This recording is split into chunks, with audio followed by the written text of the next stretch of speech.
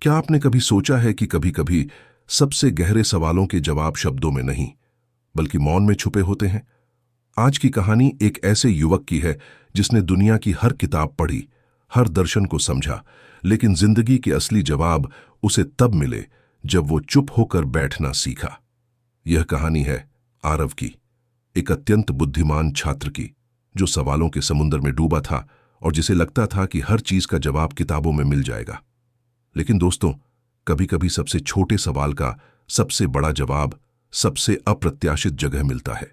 आज मैं आपको बताऊंगा कि कैसे एक मां की सरल सलाह ने एक बेचैन आत्मा को शांति का रास्ता दिखाया और कैसे बाबा जी की मौन उपस्थिति ने उन सवालों का जवाब दिया जो हजारों किताबें नहीं दे सकीं।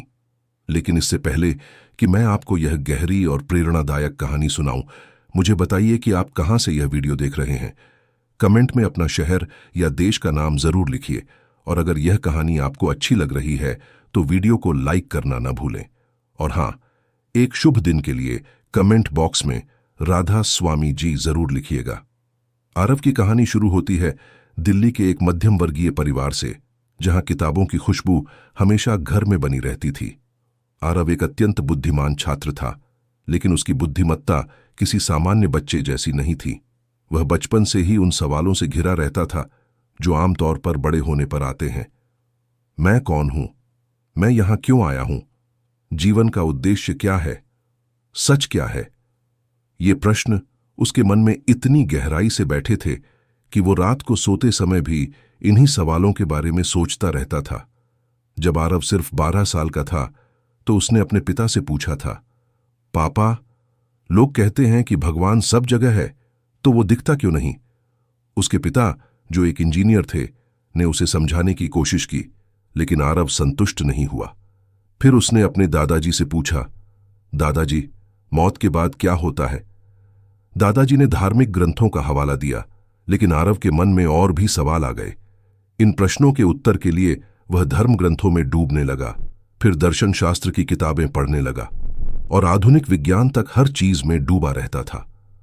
आरव की मेज पर हमेशा किताबों का ढेर लगा रहता था, गीता से लेकर क्वांटम फिजिक्स तक, बाइबल से लेकर डार्विन के सिद्धांत तक। उसके दोस्त मजाक में कहते, यार आरव, तू फिलोसोफर बनेगा या साइंटिस्ट? आरव हंसकर कहता, मैं सिर्फ जवाब चाहता हूं। लेकिन हकीकत यह थी कि जितनी ज्यादा किताबें वो पढ़ता था, उतने ही ज्यादा सवाल उसके मन में आते जाते थे। हर किताब एक नई दुनिया खोलती थी, लेकिन साथ ही नई समस्याएं भी लेकर आती थीं। स्कूल में टीचर्स आरव से बहुत खुश रहते थे। वो हर विषय में टॉप करता था, लेकिन उसकी आंखों में हमेशा एक बेचैनी रहती थी। कभी कभी क्लास के बीच में वो गहरी सोच में खो जाता था। एक दिन उसकी हिंदी टीचर ने उससे पूछा, आरव, तुम हमेशा इतने गंभीर क्यों रहते हो? आरव ने जवाब दिया, मैम, मुझे लगता है कि मैं कुछ बहुत महत्वपूर्ण चीज ढूंढ रहा हूं, लेकिन पता नहीं वो क्या है। टीचर ने मुस्कुराकर कहा, शायद वो चीज तुम्हारे अंदर ही है। लेकिन आरव को यह बात समझ नहीं आई। हाई स्कूल पूरा करने के बाद आरव ने इंजीनियरिंग में दाखिला लिया। कॉलेज में भी उसकी वही आदत जारी रही। वो न सिर्फ अपने सिलेबस की किताबें पढ़ता था, बल्कि फिलॉसफी, साइकोलॉजी, स्पिरिचुअलिटी और न जाने क्या क्या। उसके रूममेट कहते, यार, तू कॉलेज आया है या लाइब्रेरी में रहने? आरव हंसकर कहता, अगर मुझे अपने सवालों के जवाब मिल जाएं तो मैं कभी भी पढ़ना बंद कर दूंगा। कॉलेज में आरव ने टॉप किया। उसकी मेधा देखकर प्रोफेसर्स भी हैरान थे। उसे फॉरेन यूनिवर्सिटी से स्कॉलरशिप का ऑफर आया।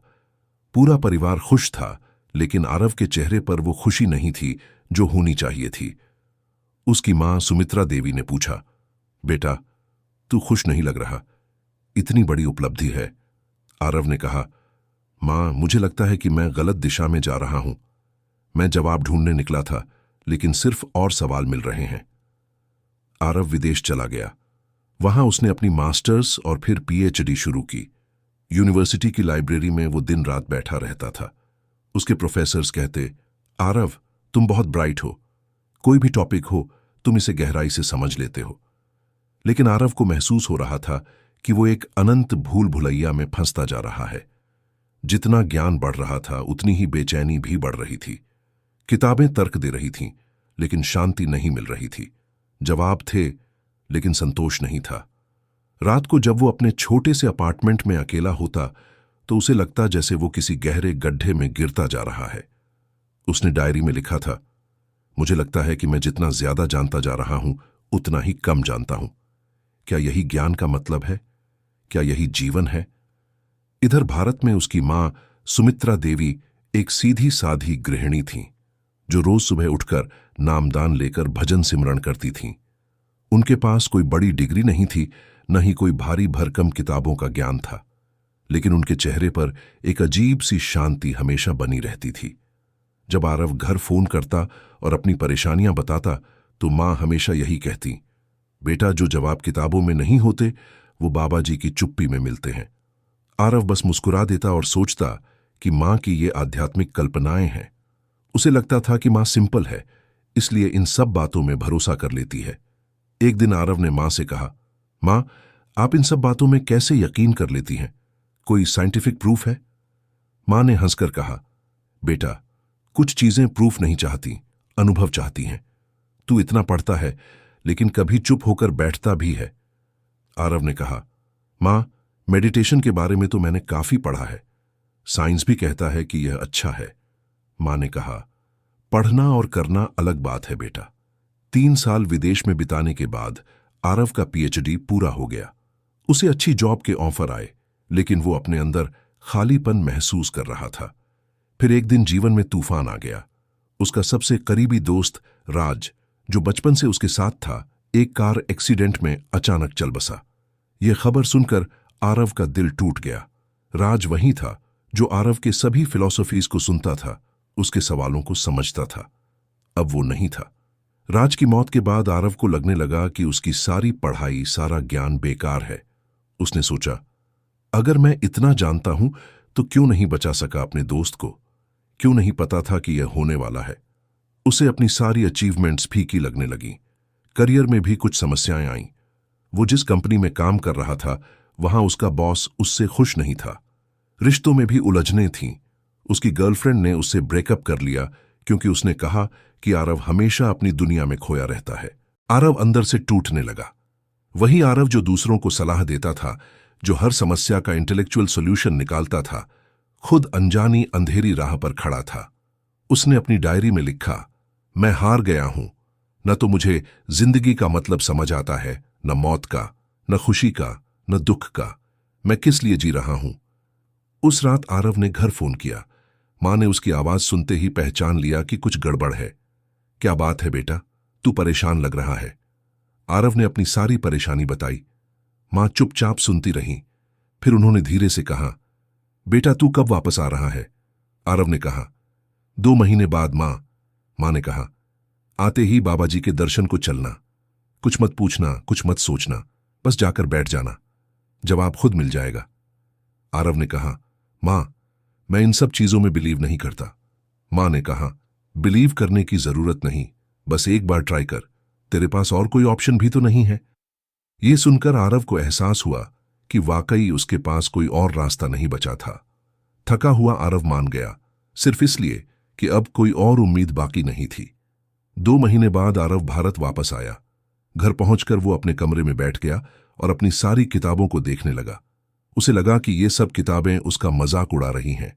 उसने सोचा, इतनी किताबें पढ़ी, लेकिन एक भी इंसान को बचा नहीं सका, अपने दुख का इलाज नहीं कर सका। अगली सुबह मां ने कहा, चल बेटा, तैयार हो जा, आज ब्यास जाना है। आरव ने कहा, मां, मुझे अजीब लग रहा है, मैं तो कभी इन जगहों पर नहीं गया। मां ने कहा, कोई बात नहीं, मैं हूं ना तेरे साथ। जब वो पहली बार राधा स्वामी सत्संग ब्यास के दरबार में पहुंचा तो आरव को सब कुछ बहुत अलग लगा। वहां हजारों लोग बैठे थे, लेकिन बिल्कुल शांति थी। न कोई शोर, न कोई भाषण। बाबा जी का सान्निध्य देखा। न कोई लंबा प्रवचन, न कोई व्यक्तिगत संवाद, बस मौन। आरव को पहले लगा कि यह कैसा सत्संग है जहां कोई बात ही नहीं कर रहा, लेकिन जैसे जैसे समय बीता कुछ अजीब होने लगा। फिर वो हुआ जो आरव ने कभी नहीं सोचा था। उसे लगने लगा जैसे कोई अंदर से उसकी उलझनों को खोल रहा हो, बिना एक शब्द कहे। वो फीलिंग बिल्कुल वैसी थी जैसे कोई धीरे धीरे उसके दिल में जमी धूल को साफ कर रहा हो। उसके मन में चल रहे हजारों थॉट्स धीरे धीरे शांत होने लगे। पहली बार उसे लगा कि उसका दिमाग कुछ देर के लिए शांत हो गया है। आरव वो पहली बार घंटों बैठा रहा, कुछ भी बोले बिना। वो जो हमेशा क्वेश्चंस पूछता रहता था, आज कोई क्वेश्चन नहीं आ रहा था उसके मन में, लेकिन अंदर जैसे कोई भावनाओं की सफाई कर रहा हो, वो सफाई जिसकी उसे सालों से जरूरत थी। उस मौन में वो रोया भी, न राज के लिए न अपनी फेलियर्स के लिए, बल्कि एक अजीब सी रिलीफ के लिए। लेकिन किसी ने नहीं देखा, और शायद जरूरत भी नहीं थी, क्योंकि वहां सब अपने अपने में डूबे हुए थे। उस दिन जब सत्संग खत्म हुआ तो आरव को लगा जैसे वो एक लंबी नींद से जागा हो। उसे अपना दिमाग साफ लग रहा था, जैसे कोई कंप्यूटर रीस्टार्ट हो गया हो। वापस घर आकर उसने मां से कहा, मां, आज पहली बार कोई किताब नहीं खोली, फिर भी बहुत कुछ समझ में आया। मां ने मुस्कुराते हुए कहा, क्योंकि वो जवाब ज्ञान से नहीं अनुभव से मिलते हैं, और बाबा जी का मौन अनुभव का दरवाजा है। उस रात आरव ने अपनी डायरी में लिखा, आज पहली बार मुझे समझ आया कि मैं गलत जगह जवाब ढूंढ रहा था। मैं बाहर की दुनिया में उसे ढूंढ रहा था जो अंदर छुपा हुआ था। आज पहली बार मुझे पीस मिली है। अब आरव ने पढ़ना नहीं छोड़ा, लेकिन अब उसका अप्रोच बदल गया था। अब वो जानता था कि किताबें साधन हैं, समाधान नहीं। किताबें आपको रास्ता दिखा सकती हैं, लेकिन यात्रा आपको खुद करनी पड़ती है। असली जवाब अंदर है, और सिमरन उस दरवाजे की चाबी है। वो रोज सुबह उठकर पहले सिमरन करता, फिर अपना बाकी काम करता। आरव ने अपनी जॉब ज्वाइन की, लेकिन अब उसका एटीट्यूड बिल्कुल अलग था। पहले वो हर चीज को ओवर एनालाइज करता था, अब वो चीजों को सरल तरीके से देखता था। उसके कलीग्स नोटिस करने लगे कि आरव में कुछ बदलाव आया है। वो कहते, यार आरव, तू पहले से ज्यादा काम लग रहा है। आरव मुस्कुराकर कहता, हाँ, मुझे कुछ चीजें समझ आ गई हैं। धीरे धीरे आरव का पूरा जीवन बदलने लगा। वो ज्यादा शांत, ज्यादा सहनशील और ज्यादा गहराई वाला हो गया।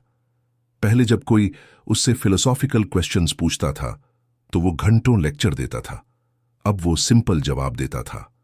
लोग उसकी बातों में पहले से ज्यादा स्थिरता और करुणा महसूस करने लगे। उसकी आंखों में वो बेचैनी नहीं रह गई थी, बल्कि एक अजीब सी शांति आ गई थी। एक दिन आरव के एक जूनियर ने उससे पूछा, सर, लाइफ का पर्पस क्या है? पहले आरव इस सवाल का जवाब देने के लिए तमाम फिलोसोफर्स का रेफरेंस देता, लेकिन इस बार उसने सिर्फ इतना कहा, बेटा, यह सवाल तब तक परेशान करता है जब तक तुम इसका जवाब बाहर ढूंढते हो। जब तुम अंदर देखोगे तो पता चल जाएगा। जूनियर ने पूछा, अंदर कैसे देखें? आरव ने कहा, चुप होकर बैठो, रोज थोड़ा सा टाइम साइलेंस में बिताओ, जवाब अपने आप आएगा। आरव ने अपने अनुभवों को बांटना शुरू किया, लेकिन किताबों की भाषा में नहीं, बल्कि साधना, सेवा और सच्चाई के जरिए। वो अब मंथली एक बार अपने ऑफिस में मेडिटेशन सेशन ऑर्गेनाइज करता था। शुरू में कम लोग आते थे, लेकिन धीरे धीरे लोगों को फायदा दिखने लगा और ज्यादा लोग जुड़ने लगे। वो कहता, दोस्तों, मैं कोई गुरु नहीं हूं, मैं सिर्फ वो शेयर कर रहा हूं जो मुझे अपने एक्सपीरियंस में मिला है। एक दिन उसके ऑफिस का एक कलीग, जो काफी स्ट्रेस्ड रहता था, उससे मिला और कहा, आरव, यार, तेरे साथ बात करने के बाद मुझे अच्छा लगता है। पहले तू तो हमेशा कॉम्प्लिकेटेड बातें करता था, अब तेरी बातें इतनी सिंपल और इफेक्टिव क्यों हैं? आरव ने कहा, भाई, पहले मैं जवाब देने आया था, अब मैं सुनने आया हूं। खुद की आवाज, जो बाबा जी की कृपा से अब साफ सुनाई देती है। आरव अब रेगुलरली ब्यास जाता था। हर महीने कम से कम एक बार वो वहां जाकर सत्संग में बैठता था। बाबा जी से उसका कोई सीधा संवाद नहीं हुआ था, लेकिन हर बार उनके सामने बैठने से जैसे उसके अनकहे प्रश्न हल हो जाते थे। यही मौन उपदेश था जो उसे हर बार नया जीवन देता था। वो समझ गया था कि कुछ चीजें वर्ड्स में नहीं, प्रेजेंस में ट्रांसफर होती हैं। एक बार आरव का एक फ्रेंड उससे मिलने आया, जो अभी भी अलग अलग स्पिरिचुअल बुक्स पढ़ता रहता था। उसने आरव से कहा, यार, तू स्पिरिचुअल बुक्स पढ़ना बंद क्यों कर दिया? आरव ने कहा, बंद नहीं किया, लेकिन अब पढ़ने का तरीका अलग है। पहले मैं जवाब ढूंढने के लिए पढ़ता था, अब कंफर्मेशन के लिए पढ़ता हूं। पहले बुक मेरा टीचर था, अब मेरा अनुभव मेरा टीचर है। आज आरव 32 साल का है। वो एक सक्सेसफुल प्रोफेशनल है, लेकिन सबसे बड़ी बात यह है कि वो एक सेटिस्फाइड ह्यूमन बीइंग है। आरव एक साधक है। वो जो अब भी पढ़ता है, लेकिन पढ़ने से ज्यादा सिमरता है। उसकी मॉर्निंग रूटीन बिल्कुल अलग है। वो सुबह 5 बजे उठता है, 1 घंटा सिमरन करता है, फिर अपना बाकी दिन शुरू करता है। वो कहता है, बाबा जी का मौन ही मेरा सबसे बड़ा ग्रंथ है। यहां से जो नॉलेज मिलती है वो किसी यूनिवर्सिटी में नहीं मिलती। आरव अब एक छोटा सा ब्लॉग भी लिखता है जहां वो अपने एक्सपीरियंसेस शेयर करता है, लेकिन उसकी राइटिंग स्टाइल बिल्कुल अलग है। वो हैवी फिलोसॉफिकल टर्म्स यूज नहीं करता, वो सिंपल लैंग्वेज में अपनी बात कहता है। उसके ब्लॉग का टैगलाइन है, from questions to silence, from books to being. उसे हजारों लोग फॉलो करते हैं, लेकिन वो कभी भी खुद को कोई एक्सपर्ट नहीं बताता। एक दिन किसी ने उससे पूछा, आरव, तुमने इतनी पढ़ाई की है, तुम्हारे पास इतना नॉलेज है, फिर भी तुम इतने हम्बल क्यों हो? आरव ने जवाब दिया, भाई, जब तक मैंने सिर्फ बुक्स पढ़ी थीं, तब तक मुझे लगता था कि मैं बहुत जानता हूं। लेकिन जब मैंने साइलेंस को एक्सपीरियंस किया, तब पता चला कि मैं कितना कम जानता हूं। रियल नॉलेज तो ह्यूमिलिटी लाती है, एरोगेंस नहीं। आरव की लाइफ में अब वो पीस है जिसकी तलाश में वो ईयर्स बिता चुका था। उसके फ्रेंड्स कहते हैं कि उसके साथ टाइम स्पेंड करने के बाद उन्हें भी अच्छा लगता है। वो कहता है, यह सब बाबा जी की कृपा है। मैंने कुछ नहीं किया, बस सरेंडर किया है। और यही जीवन का असली सार है, अनुभव, समर्पण और मौन की साधना। आरव की कहानी यह बताती है कि कभी कभी हमें रुकना पड़ता है, चुप होना पड़ता है, अपने अंदर झांकना पड़ता है। वो सारे क्वेश्चंस जो बाहर की दुनिया में जवाब ढूंढते रहते हैं, उनके आंसर्स एक्चुअली हमारे अंदर ही होते हैं। यह राधा स्वामी साक्षी हमें सिखाती है, शब्दों में जवाब ढूंढने वाले अक्सर उलझ जाते हैं, पर जो मौन में उतरते हैं उन्हें सत्य मिल जाता है। बाबा जी की चुप्पी में वो शक्ति है जो जीवन की सबसे कठिन पहेलियों को सुलझा सकती है, बशर्ते हम शांत बैठना सीख जाएं। आज भी जब कोई आरव से पूछता है कि क्या वो अपनी पुरानी लाइफ को मिस करता है, तो वो कहता है, भाई, पुरानी जिंदगी में मैं आंसर्स के पीछे भाग रहा था, नई जिंदगी में आंसर्स मेरे पास आते हैं। पुरानी जिंदगी में मैं परेशान था कि मुझे कुछ पता नहीं, नई जिंदगी में मैं खुश हूं कि मुझे कुछ पता करने की जरूरत नहीं। आरव का कहना है, मैंने समझ लिया है कि रियल एजुकेशन वो नहीं है जो कॉलेजेस में मिलती है। रियल एजुकेशन वो है जो लाइफ में मिलती है, और लाइफ की सबसे बड़ी यूनिवर्सिटी है साइलेंस। जब आप साइलेंस में बैठते हैं तो आपको पता चलता है कि आप एक्चुअली कौन हैं। दोस्तों, आरव की यह कहानी हमें यह सिखाती है कि कभी कभी जीवन के सबसे गहरे सवालों के जवाब सबसे सरल जगह छुपे होते हैं। हमें सिर्फ रुकना होता है, शांत होना होता है और अपने अंदर झांकना होता है। आरव ने ईयर स्पेंड किए बुक्स में आंसर्स ढूंढते हुए, लेकिन असली आंसर्स उसे तब मिले जब वो बुक्स बंद करके अपने अंदर देखने लगा। यह कहानी यह भी बताती है कि माता पिता की सिंपल सी सलाह कभी कभी सबसे वैल्यूएबल होती है। आरव की मां ने कोई कॉम्प्लिकेटेड थ्योरी नहीं दी, बस एक सिंपल सी बात कही, बाबा जी के पास चुप होकर बैठ जा। और यही सिंपल सी बात आरव की पूरी जिंदगी बदल गई। तो दोस्तों, यह थी आरव की प्रेरणादायक कहानी। अगर यह कहानी आपके दिल को छू गई है तो वीडियो को लाइक करना न भूलें। अपने दोस्तों और परिवार के साथ शेयर करें ताकि यह संदेश और भी लोगों तक पहुंच सके। हमारे चैनल को सब्सक्राइब करें और बेल आइकॉन दबाना न भूलें ताकि ऐसी और भी गहरी राधा स्वामी साक्षी आप तक पहुंचती रहें।